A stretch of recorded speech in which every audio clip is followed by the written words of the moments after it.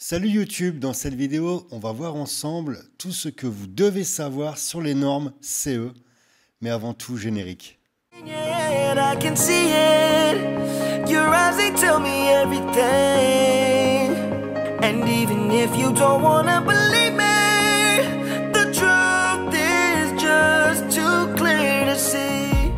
Alors, ce que vous devez savoir sur les normes CE, c'est vrai que ça peut rester assez flou lorsque vous démarrez dans le business de l'import-export, parce que quand vous importez des produits de Chine, est-ce que vous comprenez réellement le marquage de certification CE? Il y a plusieurs questions qui viennent en tête. C'est comment garantir la conformité des produits aux normes CE? Pourquoi les produits ont-ils besoin de marquage CE? Pour avoir la certification CE, est-ce qu'il est nécessaire de faire évaluer les tests par un organisme tiers, un laboratoire d'État? Tout ça, on se pose énormément de questions. Alors, la marque CE, c'est un marquage obligatoire pour certains groupes de produits qui indiquent leur conformité et les exigences essentielles en matière de santé et de sécurité.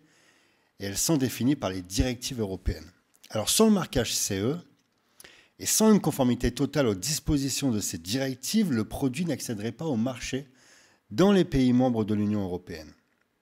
Le marquage CE, ce n'est pas une indication de qualité. La marque CE, elle se réfère à la sécurité, non à la qualité d'un produit. CE signifie l'adéquation avec les normes obligatoires de la sécurité en Europe, et la conformité de ces normes européennes est certifiée par un ensemble de procédures claires que l'on appelle les procédures de conformité obligatoire. Alors pourquoi les Européens ont-ils besoin d'établir une procédure de certification CE, vous allez me dire?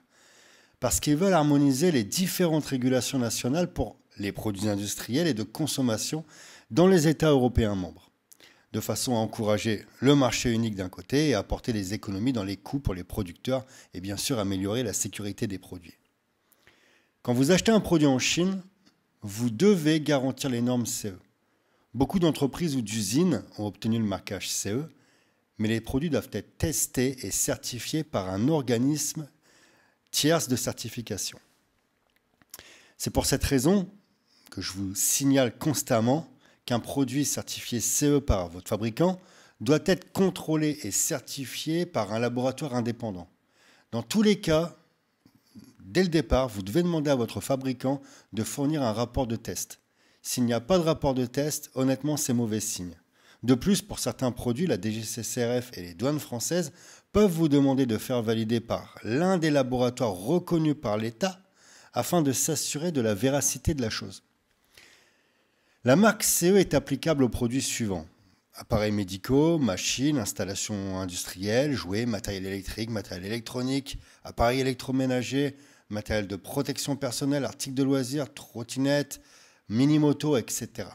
Là, le marquage CE ne s'applique pas, par contre, aux produits cosmétiques, chimiques, pharmaceutiques et alimentaires. Il y a d'autres normes à respecter pour cela.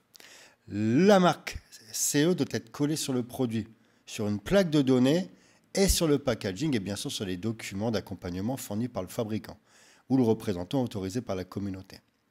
Pour ceux qui sont chargés de placer le produit sur le marché, le marquage CE doit être visible, lisible et indélébile. Il y a des dimensions spécifiques et il doit y avoir une hauteur d'environ 5 mm, enfin minimum 5 mm pour le marquage CE. Donc voilà, si vous avez des questions supplémentaires sur le marquage CE, si ce n'est pas assez clair pour vous, n'hésitez pas à me mettre en commentaire l'ensemble de vos questions, je vais tâcher d'y répondre.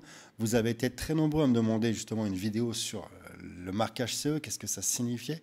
J'espère y avoir répondu, mais je me répète, si ce n'est pas assez clair, surtout n'hésitez pas, vous me mettez en commentaire et j'essaierai d'y répondre.